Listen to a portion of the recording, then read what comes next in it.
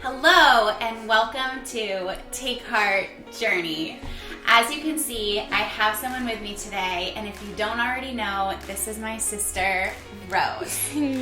And if you don't know this, Rose is a part of the origin story of Take Heart, the original course, because you are the one who got me started in being creative every month. She wanted me to start writing every month and would literally send me money to be like, use this to pay for, a babysitter for an hour and write. And so it kind of opened up me being creative again, and I think is part of why I started art journaling, and then part of why I had the encouragement to do Take Heart. Not to mention that the first 4 groups were all your friends. So hi, they're my friends now too. Yeah. But, and Rose helped me facilitate 2 of the groups. So this is very exciting for me that she's in town, and what I'm picturing is we're gonna just sit, drink our coffee, and you get kind of a glimpse in on us having a little talk. Deal. Sound good? We'll see All how right. it goes. So Rose, you have our subject. So let's do it. Okay, it's a little light, but I felt like you and I would have light as in I don't really know, but when I read this, I was thinking that you and I would have differing, but not differing, but just unique perspectives about it. So, yeah. So the verse I read in my quiet time was John 8:31 through 32, and it said, "So Jesus said to the Jews who had believed him, 'If you abide in my word, you are truly my disciples, and you will know the truth, and the truth will set you free.'" And I think, so just a little background, I know Farrell's talked about it, but me too, I have been having a hard time with my faith in terms of sorting out what's the things I want to keep and what's the things I want to throw away. So I think in the past I would have read that verse and been like, amen, the truth will set you free. And now I know the truth. Yeah. And now reading it this time, I was like, okay, that sounds cool, but at the same time, what is the truth? What are you what is the truth? Will it set me free? Because even the word truth feels associated with a lot of fundamentalist beliefs that have made me feel trapped and not good enough, or okay, you do XYZ to become a good person. And now I've thrown a lot of those away. And so now I'm still trying to collect what is the actual things I want to keep. So reading that verse was yeah, that sounds awesome, but what is the truth, And I was thinking of you because I do feel like you have a really good firm grasp on the basics. Even though you did the down, you have the up too, where you're okay, Jesus, cross, you have your basics down. And I feel like I'm not quite there yet. So I was I feel like that would be good to talk with Farrell about. Yeah. You say that, but it's you all know, some weeks I'm does God even love me? So I have the same thing where it's almost nice, isn't it, to be this is the truth, this commentary on the Bible has it all laid out, check the checklist, and you got the truth, and you're done. But it's felt more complicated than that. Yeah. Lately. Yeah. And so I've told you this, the saying, don't throw the baby out with the bathwater. I definitely have thrown the baby out with the bathwater, but out of protection and wanting to be safe. And then now I'm trying to bring the baby back. Be okay, which part is the bathwater? Which part's the baby, Yeah, I do. Well, I don't have an answer. No, I'm just kidding. I think the first thing that I think of is one of the most freeing things for me that I let go of that I thought was a really good thing was having specific people that I was they know the truth. And so you just wholeheartedly buy into whatever they teach, whatever they say. And it's almost okay, if I follow them, I have the truth. But then I think a lot of us have in the past decade even, seen a lot of those leaders like either fall or like we are like, whoa, like this one I way don't agree with, and so it's like really confusing. So part of it for me now is like it's a major red flag for a person to like say something and then be like, and God said that. And it's like, unless you're, even directly quoting the Bible, people can take it out of context, So like when somebody's like, I as a person, anything I say or do like is God and is the truth. And I think more people do that than we think. Like sometimes it's really obvious, but sometimes it's not. Yeah. I actually think that's a really good, not that I'm surprised, that's a good point, but yeah.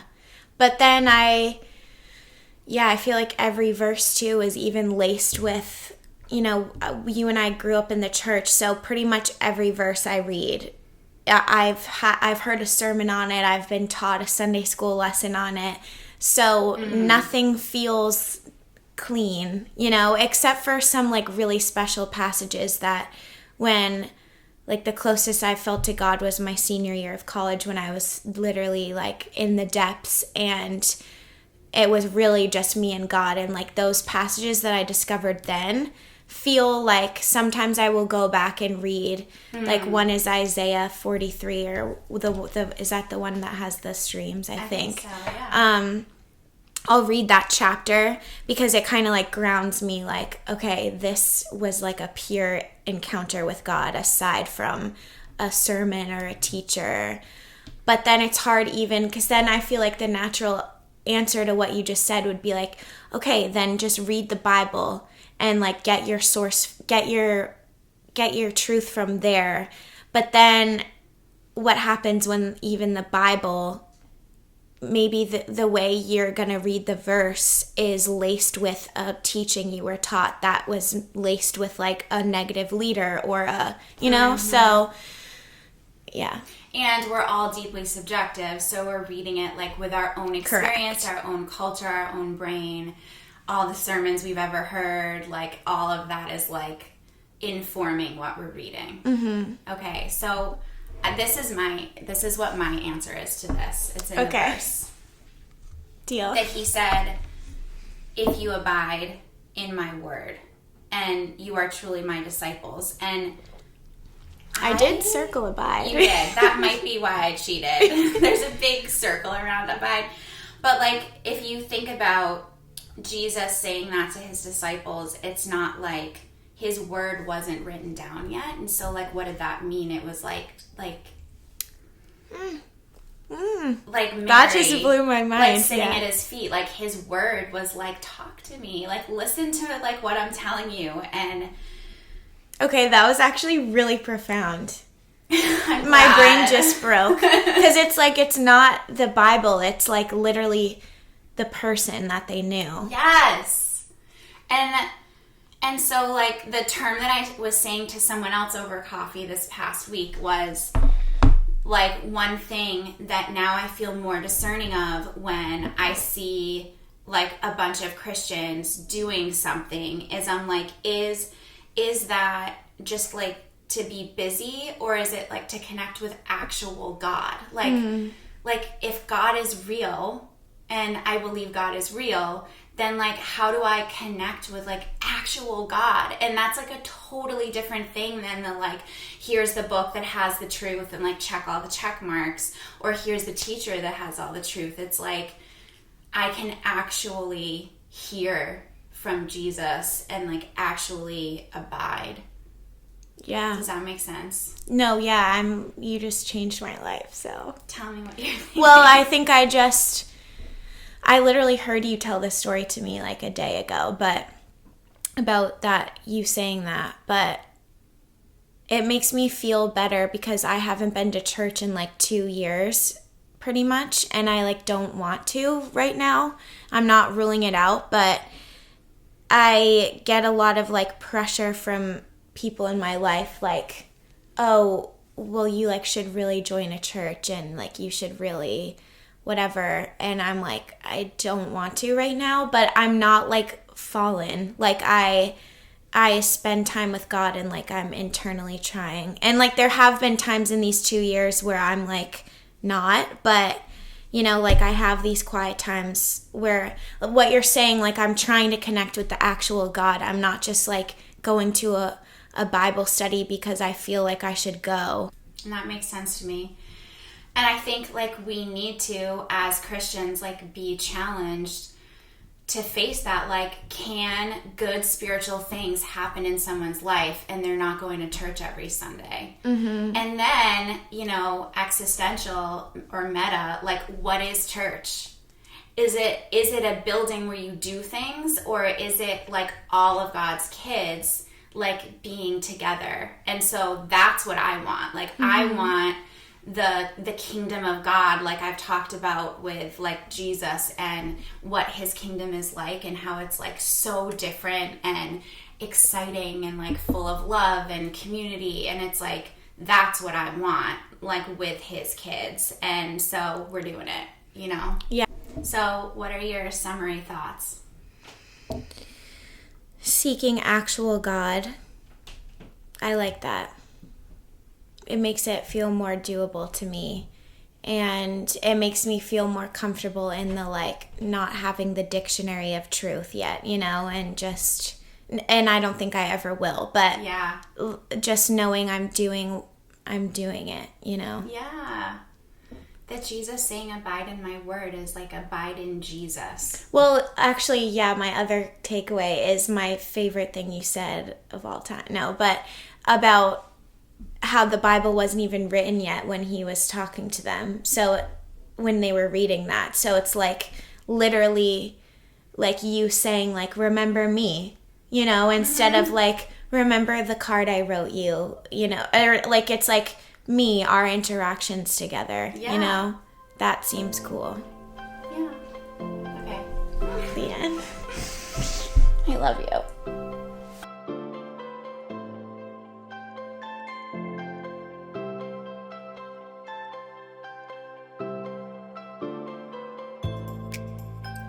All right, words cannot describe how much joy this tutorial brings me.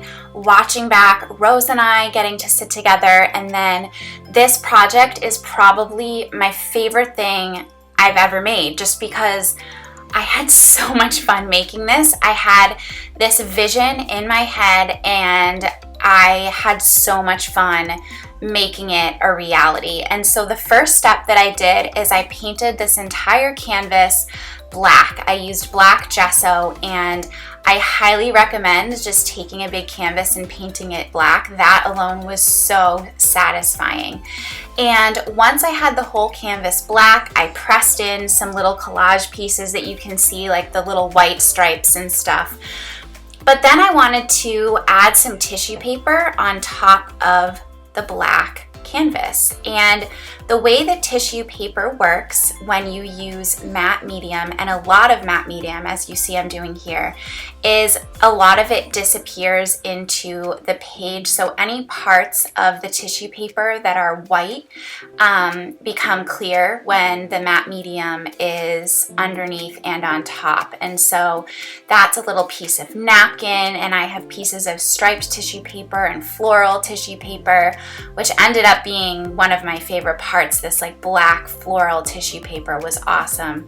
And I truly, with this page, just did whatever I wanted. And so I wanted this to be a cool background. I knew what I was going to put on the bottom half, but just started gluing this all down and enjoying the process of ripping and gluing and then brushing it flat. I mean, that was also very enjoyable. So every part of this project this week was so much fun for me. And that is the assignment this week for Take Heart Journey, is find an element of this video that seems easy and really fun and do it, because I had so much fun making this and it was awesome.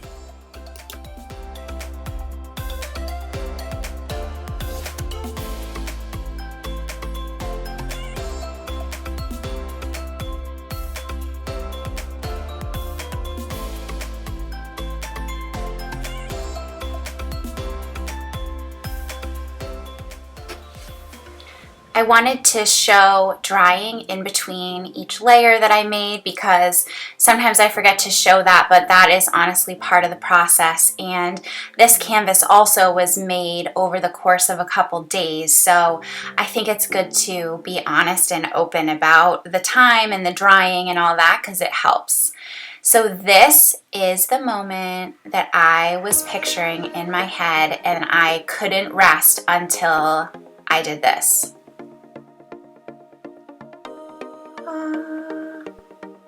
I was so excited to make this white rainbow on a black canvas. That was all I knew.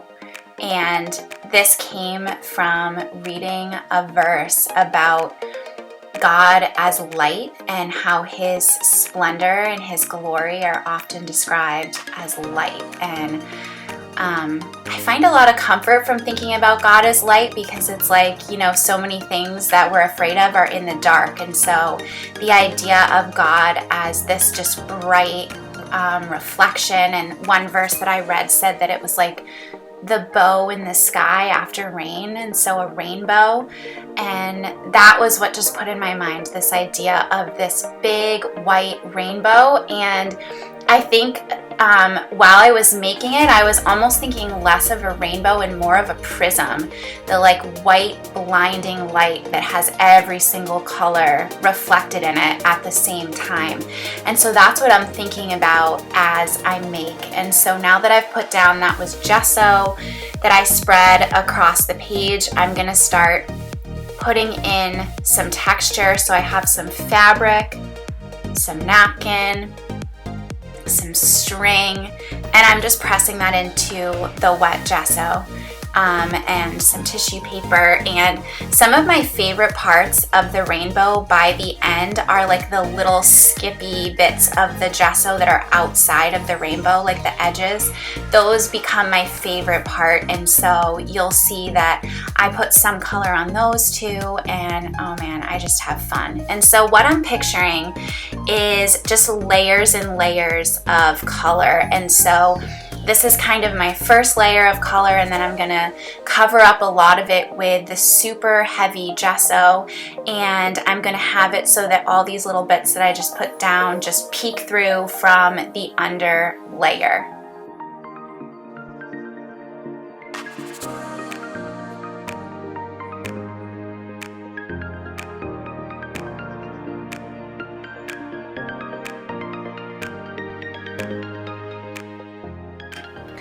Now that all of that super heavy gesso has completely dried, I am going to just have so much fun and color and scribble all over this rainbow. I am using a set of oil pastels, but this is something that you could do with anything. You could do it with Crayola markers, you could do it with crayons, you could do it with Sharpies, you could do it with paint. I really loved the feeling of holding it in my hand and getting to really scribble like a kid all over the place. And I have footage of me doing this for a full 45 minutes, just playing with little marks and scribbles and colors. And what I'm gonna do is go through Roy G. Biv and go through the colors of the rainbow and leave little marks all over with each color. And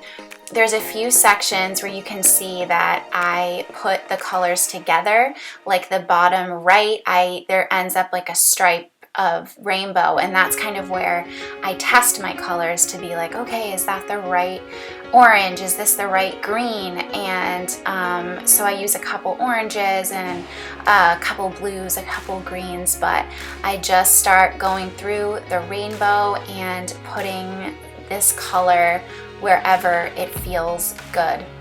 And as I was editing this, I kept being like, well, I should just, cut out the rest of this because they know I'm just gonna use all the colors. And then I'd see myself pull out the next color and be like, well, I can't have them miss yellow. Every color feels important here. And you can see I'm just exploring and playing. Like, this is when I figure out that when I use my finger to rub it in, it kind of makes the color even more vibrant. And so I start going over a lot of those and doing it. And so I am truly just playing here. And there are absolutely no rules. I mean, I've never seen a rainbow like this. This is just straight out of my imagination, which means I'm the one in charge. And so it's just this really fun practice of freedom that's happening before my eyes as I watch back this tape or this recording. And I keep thinking about how this applies to my amazing conversation with Rose. And I think that a lot of the things that we talked about can feel so complicated. Right now, connection with other people feels really complicated. It feels like unless somebody agrees with you on certain topics, they're not really safe. And it feels really complicated right now to be in church, to be around other Christians, and it feels really complicated to connect with God. And I don't think I'm speaking just for myself. And the thing that I have loved about Take Heart and about art is it takes these super complicated things and it just makes them really simple. And a lot of it is it takes a lot of the rules out, because when you are making art on a page, there really aren't any rules. And so it becomes this really simple way for us to connect with each other, because we're always going to love each other's art. And it's, for me, also a really simple way to connect with God. I've said so many times that making art is like my practice for real life. And so being free and making decisions so decisively, like I'm doing on this page, these are not things that come easily to me in real life. I struggle to be assertive. I struggle to say, I have this vision in my imagination. I'm just going to make it come true. But I can practice with my rainbow doing those things. And it's also a practice for me to think about the goodness of this freedom and this lack of shame and condemnation and joy that I felt making this page.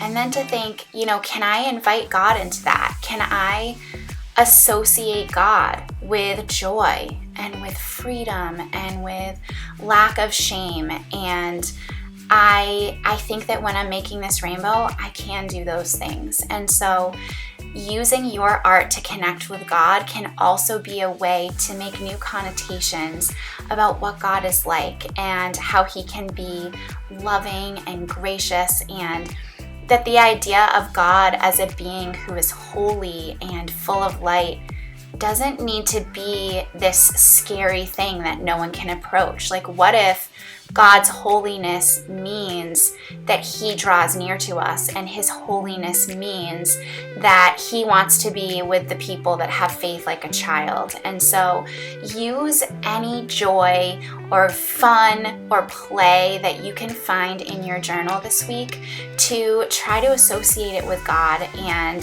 the way He feels about you and the way that our relationship with Him really can be.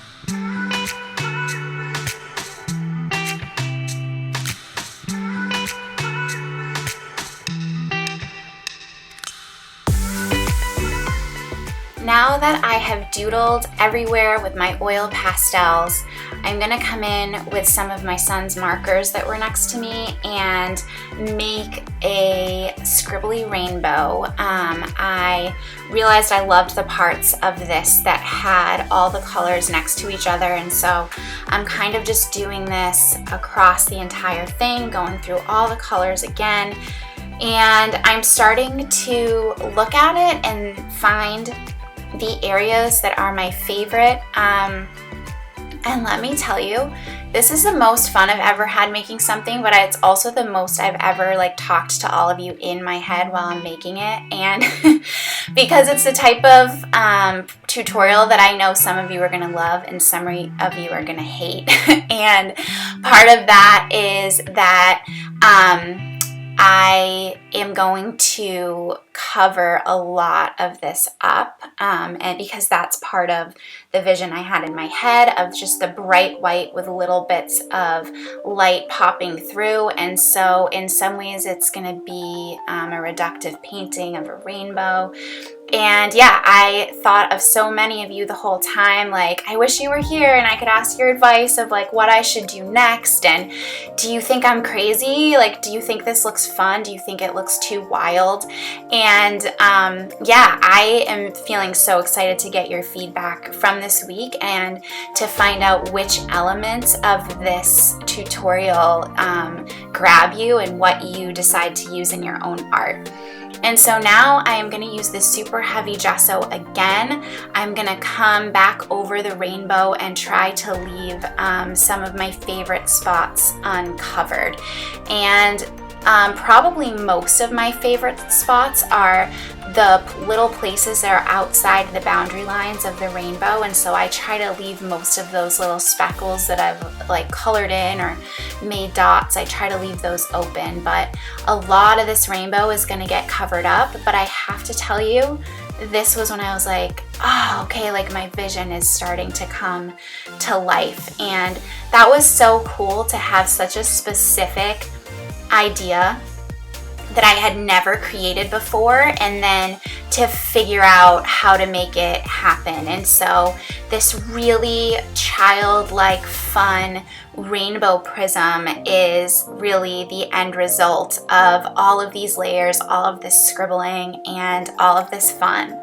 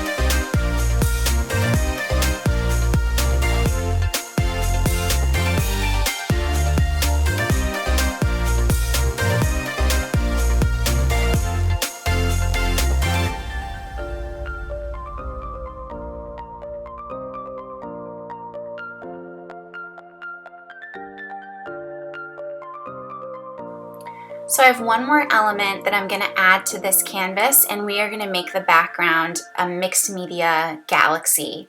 So I have a couple of liquid acrylics here, phthalo green and blue and some teal, and I'm going to take this little sponge here and start applying these colors on top of my background. And I think that the collage on this page, on this canvas, is proof to me that I should trust my intuition, because when I looked at it after, it's the perfect inverse of the rainbow. It was like I made a rainbow, like a dark rainbow, out of the collage papers, and I thought that that was so cool. And I didn't want to cover it up, but these paints are really cool, the liquid acrylics, because they layer on top of each other really well, and they're also transparent. And so when I rub them in like this with a sponge, you can still see a lot of the papers underneath. And I also think the black with these moody colors on top is pretty amazing. So I'm starting with my blue, and I'm putting it all over the place, and putting some on the white edges of the rainbow. And now I've added in my green, and I'm adding that in kind of towards the center of where I put that blue, and love how the green looks layered on top of the blue. It's like its own special color, and I know there's a glare on the canvas for this part, so I'm sorry, but I just wanted to show a close-up of how those papers still look so cool underneath. Like, I love that there's like flowers and polka dots like in the universe outside of this rainbow. It's like really cool, like space galaxy with the Farrell touch, which made me so excited. So now I'm gonna add the teal into the middle, and I love this final touch because after I put down the teal and rub it all in, I'm actually gonna cover it back up, and so these portions with the teal are gonna show off the blues and greens even more.